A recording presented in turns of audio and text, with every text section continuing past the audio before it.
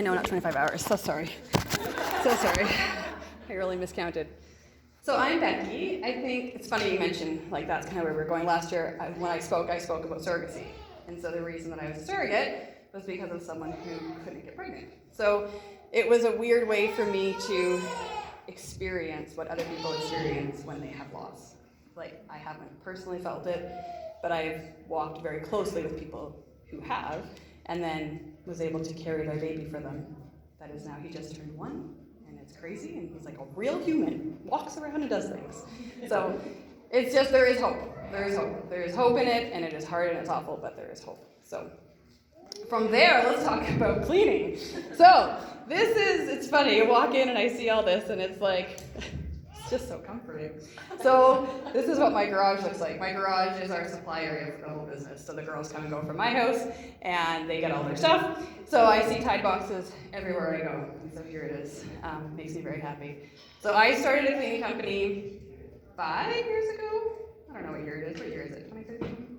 2023? It was 2018. 2013 feels like a better year. That was 3 kids. See, that's why my brain goes there. So 5 years ago, I started a cleaning company because I had my second kiddo and an awesome job in Calgary that I adored. But I had to be at the office for 7. So that meant getting 2 kids up and to day home for 6. And that wasn't going to happen. So my husband and I were sitting one night kind of like figuring out like what could I do, like what is something that I'd be good at, what could I do relatively like from home or at least in like Carstairs. And I think he was joking when he kind of like looked over at me and he was like, well, you're really good at cleaning. And I was like, well, actually, you could be onto something. And I had hired a cleaner for our house, I think twice when I was pregnant with my second, because I saw someone pregnant back there. When you get to the point where you're so big that like you look at the bottom of the toilet and you're like, there's no way. Like there's no way my hand can get down there.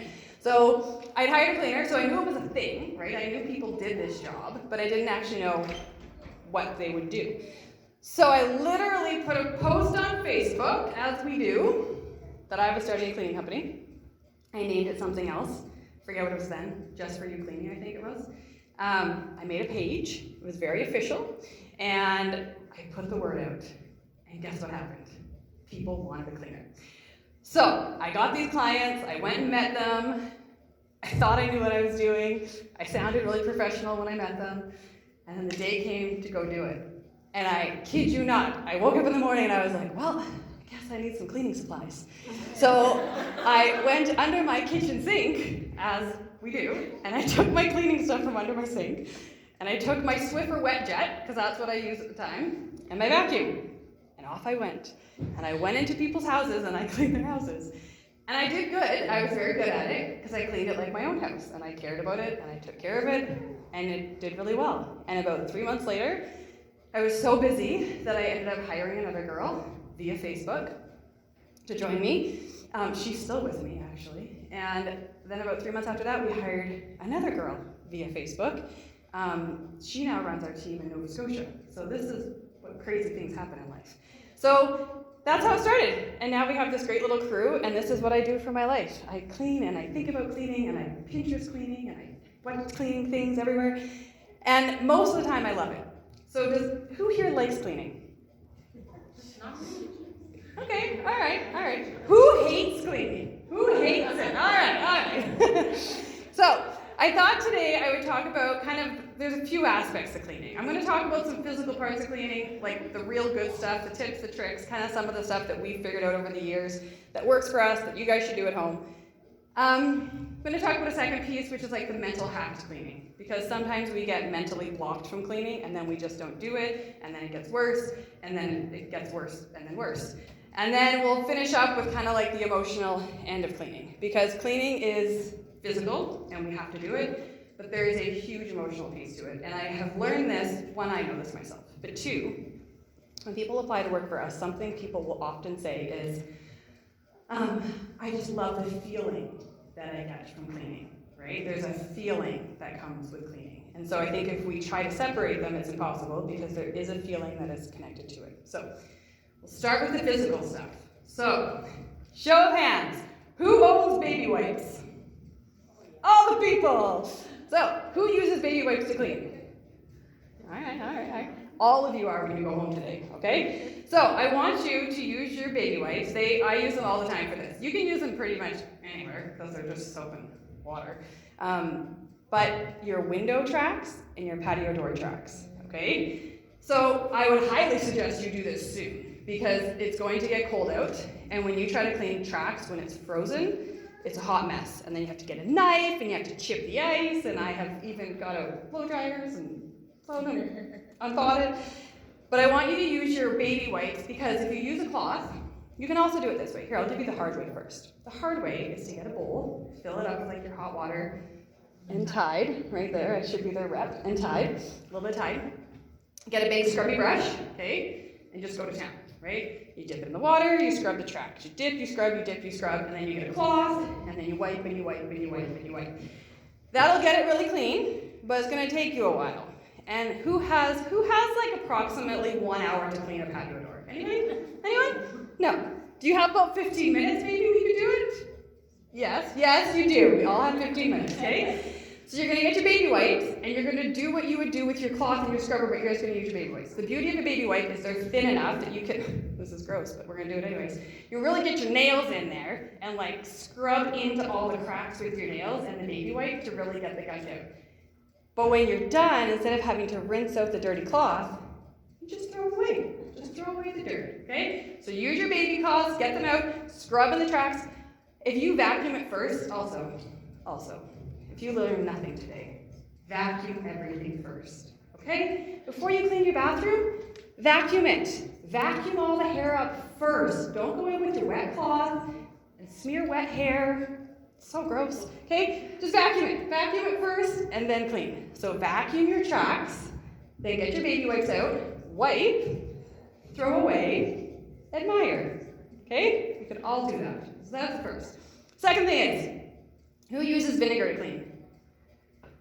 Oh guys, come on. We all have to use vinegar, okay? For one, it is cheap. You're gonna get a 4-liter jug of vinegar.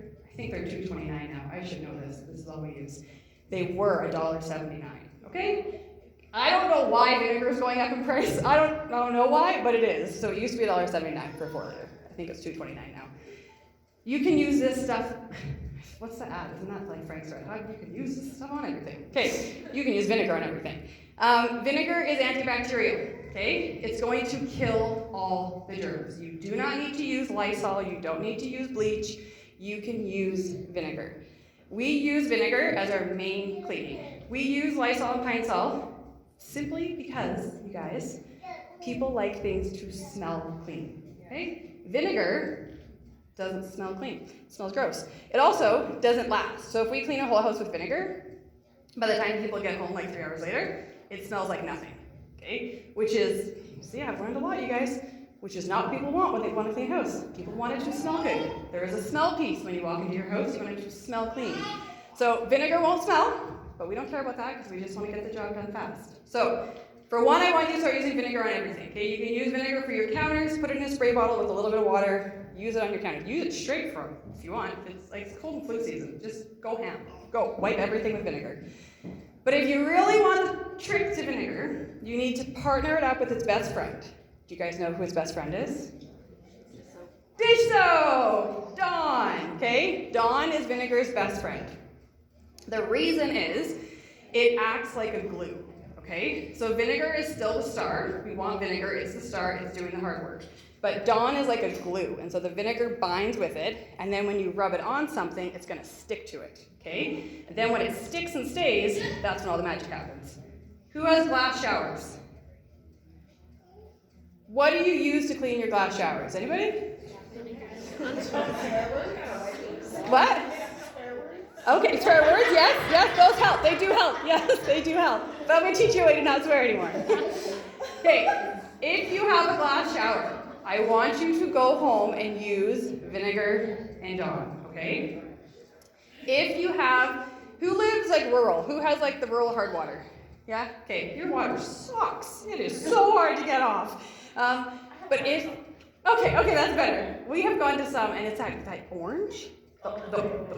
Yeah. I don't like that. We don't like that. We found a way around it, but we don't like it. If you have like really, really hard, built-on hard water, here's another magical trick, you guys. Warm up the vinegar. Don't ask me why, okay? I don't know. I don't do science, but I do Google, and it works. So warm up the vinegar, and then add your Dawn, okay? You're gonna make like it's still liquid. People always want measurements. I don't know. It's like 2 cups of vinegar and a squeeze of Dawn, okay? You guys all know how much that is? Like a good squeeze, okay? Mix it up. Get like a non-scratchy cloth. Go into your shower and just wipe it on, okay? It's gonna stick because Dawn is the glue. It's going to stick to your glass. I want you guys to work in a circular motion, okay? So if you're starting here, you're gonna do it all, do it all, do it all, do it all, do it all, do it all. End over here. Don't start here to rinse, okay? Start here so that everything had the same amount of time to sit on the wall. If it's really, really built on there, step out of the shower for a minute. Have a drink of water. Give yourself a minute. Then go back in. And you should literally be able to rinse it and it just falls off, okay? It should be clear as a bell. You should not have to scrub it. You wipe it on, you leave it, you rinse it, it's beautiful. If you have a squeegee all the water off, get a microfiber cloth, dry it all off, and it should be clean enough to walk through. Like this is what we use over and over and over again. You can also use it like if you just have like a tub surround. Have you ever really looked at your tub surround and seen how much hard water is built on there? And it's disgusting. Just use vinegar and Dawn. Wipe it on, leave it, and rinse it. This is, guys, who has kids that are over like 6? Okay? Dude, your kids could totally do this. It's vinegar and Dawn. Like, what's gonna happen? Like, they're not gonna get it in there. Like, if they eat it, they're gonna regret it immediately. There's like, it's not gonna cause any harm. It's not gonna hurt them. But this is like, it's super simple. It works really, really well. You guys got it? You know what you do when you get home? Clean your showers, patio doors. Last thing is your faucets. Who has all the hard water built on the bottom of the faucet? Who notices it sometimes and you're like, goo, we'll just deal with that when we move. That's gross. This is the simplest thing in the world, you guys. Vinegar is your best friend because it's going to do the work for you. You're not going to work. It's going to work for you. So all you need to do is get a plastic baggie, which we all have because we all pack lunches, hair tie, which we all have, and vinegar.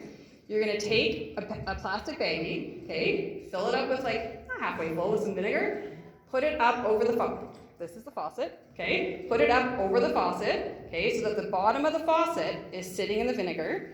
Tie the hair tie around the top of it and leave it. Walk away, make a cup of coffee, change a dirty bum, do something else.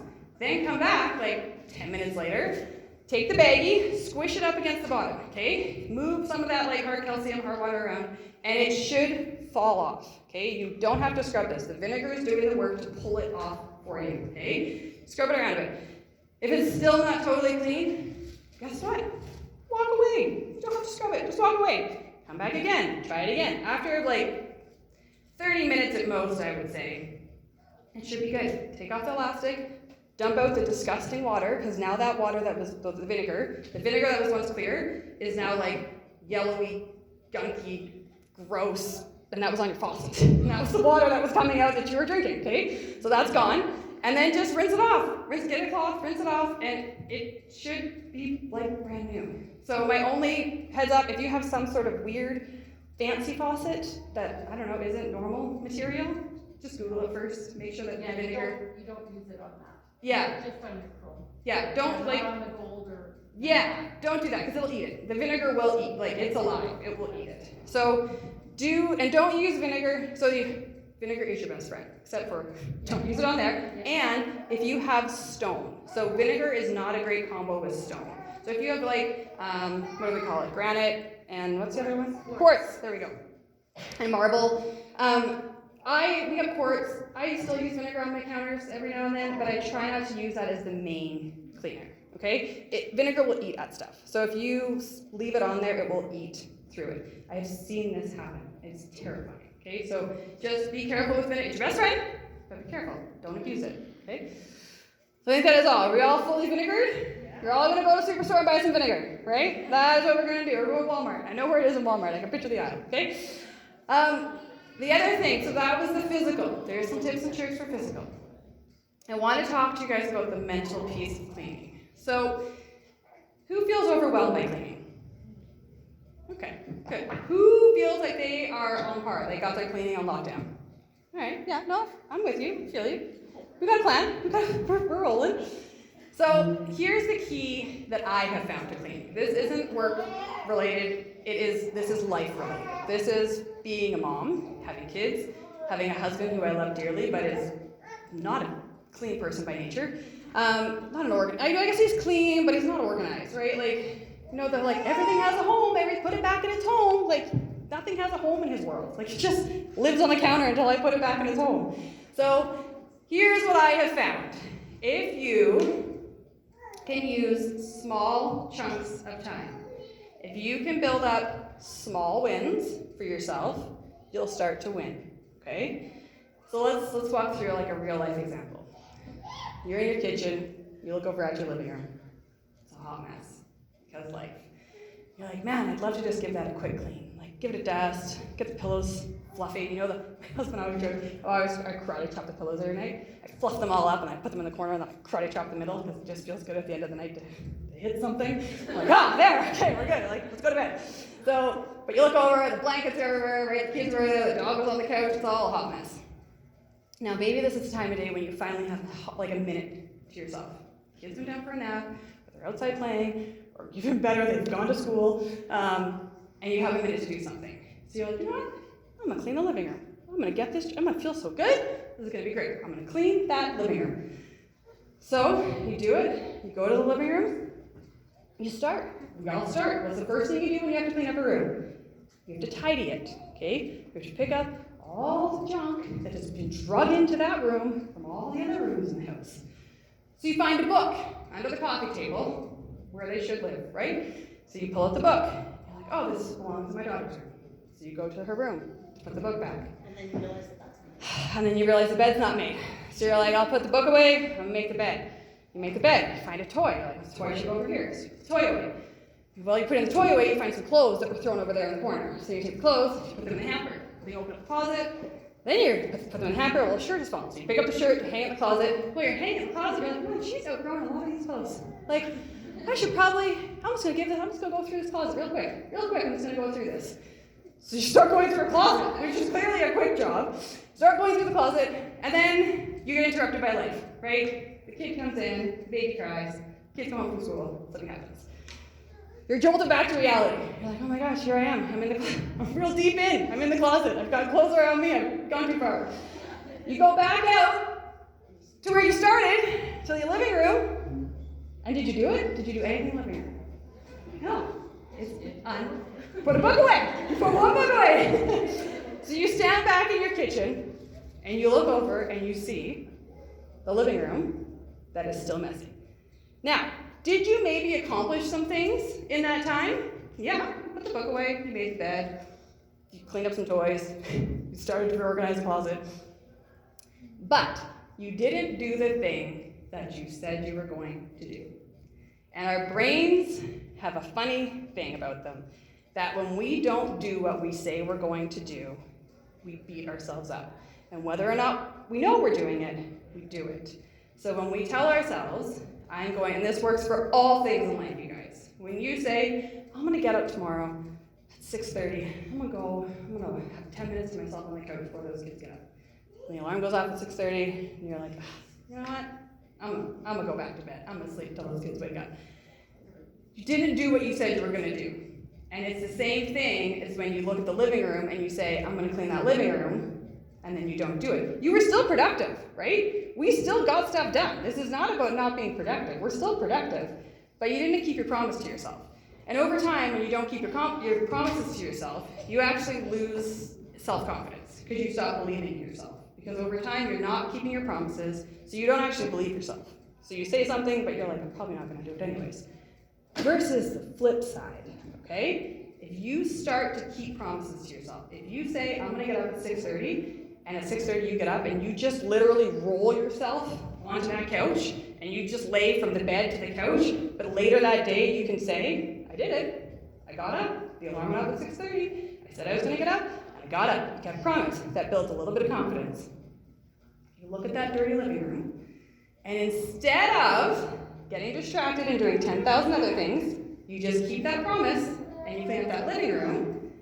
Little wins, it's a little win, guys, it's small. But over time, those little wins, that's what builds you up. So here's what you're gonna do instead, okay? You're gonna look at that living room. You're gonna say, I need to deal with that. I want to deal with that. I want to sit down after dinner tonight in a clean space. You're gonna get out your phone, you're gonna set a 15-minute timer, okay? For those 15 minutes, you are not allowed to leave the living room. You have to stay in the living room, okay? So you're gonna do the same thing. It starts the same. You walk in the living room, crap everywhere, you look under the coffee table, you find the book. Now, instead of leaving the living room and putting that book away in that bedroom, you're just gonna set it off to the side. You're gonna put that book in the pile of stuff that has to return to its home, okay? Then you're gonna do the rest. You're gonna keep tidying, you're gonna fluff the pillows, you're gonna karate chop, you're gonna get the blankets all folded nicely, you're gonna give it a quick dust with your Swiffer. Use Swiffers, they're fast, use Swiffers. You're gonna vacuum it, and you're probably still gonna have like 2 to 3 minutes to spare. You're not gonna need the whole 15 minutes. Then you're gonna work on that little pile of stuff to return. Okay, so let's say you had 2 minutes left. Took you 13 minutes, the living room's done. It's clean, everything's back. It looks good. You maybe have done some vacuum lines. Who does vacuum lines? Teach you all vacuum lines. You do vacuum lines, it looks good, okay? You can also do vacuum lines on your couches, okay? So just really, I like vacuum lines. Now you have 2 minutes left, okay? 2 minutes. Now you take that same book, you go into the bedroom, you find the same thing. The bed is unmade, the toys you put away, you do all the things, but now, by God's grace, when you get to that closet, the timer goes. Oh, well, I guess I'm done. And now you walk out to your clean living room. And in those 15 minutes, instead of getting distracted and doing 10,000 tiny little things that you forget about, you did one thing, and it feels good. And for the rest of the day, you have that little win. And then the next day, guess what? Do another room. Do the same thing. Give yourself 15 minutes in a bathroom. You don't need to take an hour and do a full deep clean. Take 15 minutes in a bathroom. Use vinegar and Dawn, okay? Wipe it all down. Give everything to wipe down. When the 15 minutes is done, you're done. Get out. Go back to normal life. But if you stack up some of those little wins, not only will your house just start to be tidier because you're doing stuff, you'll start to feel like you're doing it. You'll start to build up some confidence that I'm the kind of person that does what I say, that I do what I commit to. And that is what builds a confidence in a person. If you keep breaking your promises to yourself, and I know it seems silly that getting distracted and doing something else in the house is breaking you, but it is, because you're not doing what you said you were going to do. And I had my husband home with me on Monday. That was the holiday, right? Yeah. And my mother-in-law took the kids to Callaway, God bless her soul, because I heard it was a nut house there. But so we had this whole day, right? You know what you do, right? You just work down the list of stuff of like, all right, let's see how much we can get done. So we did a whole bunch of stuff that day. We did I think he picked up a trailer in the morning, we went to the gym, we cleaned the trailer, we winterized it, we put it away, and at the end of the day, you know what he said? He's like, I feel like I didn't do anything today. Because he is used to getting up at 6 o'clock, going to work, working all day in one spot, coming home and feeling like, win, right? I went to work. What do we do all of our days? We get up, and we do this, and we do this, and we do this, and we do this. We do all these little things. And that doesn't give us the same sense of achievement as most men and other women who go to work get. When you go to work, you do the thing, I went to work, I clocked in, I clocked out, I came home. We do all these little things. So we have to build in ways in our life to give us those sense of achievement, to give us those small wins, because we're not just going to get them by chasing kids, and we're still doing a ton. Like I said to him that day, I said, do you not realize how much we did today? We did all the things today. He's like, I know, but I just don't feel like I did anything. And I was like, well, that is how I feel every day. Every day. I get up, and by the time the kids have left for school, I've done 10,000 little things, but they don't feel like anything.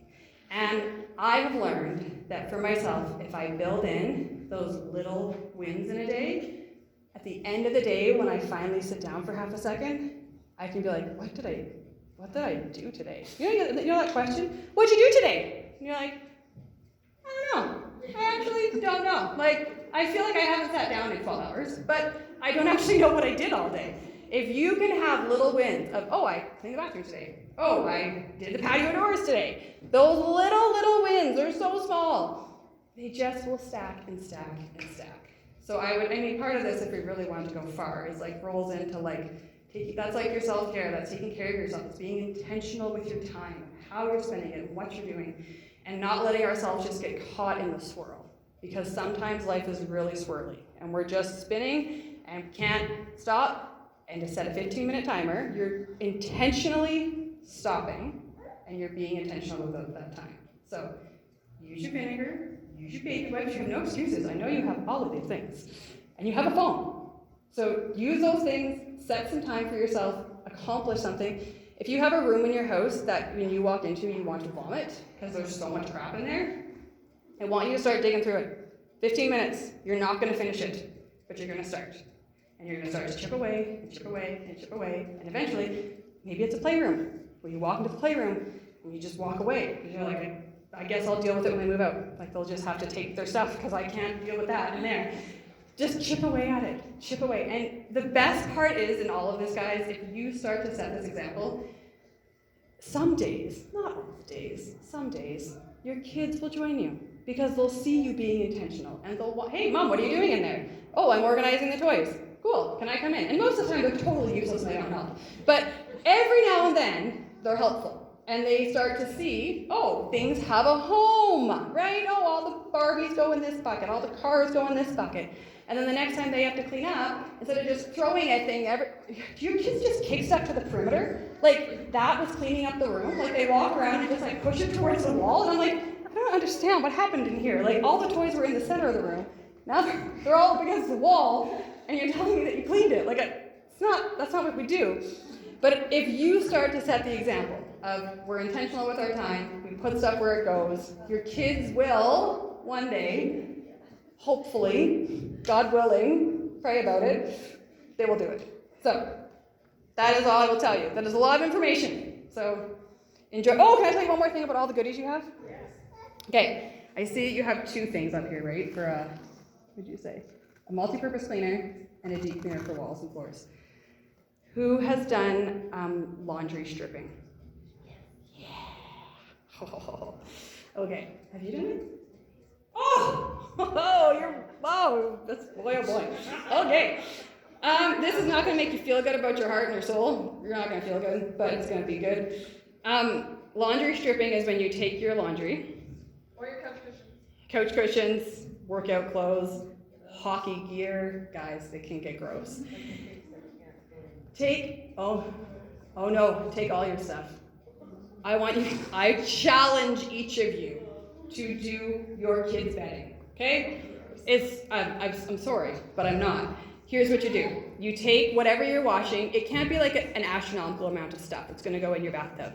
I typically would do like all my kids' sheets at one time, or like a comforter, because that is gonna fill it. Or like all your workout clothes. I've had friends do hockey gear. That'd be gross. Or like couch cushions. I did all of our throw blankets over the summer. Oh, I felt dirty. Here's what you do. Wash it first in the washing machine, right? You feel good. You washed it. You thought you washed it. Then put it in your tub, in your bathtub, okay? Plug it, start the hot water. You're gonna fill your bathtub up. You're gonna put, I looked up the thing here, but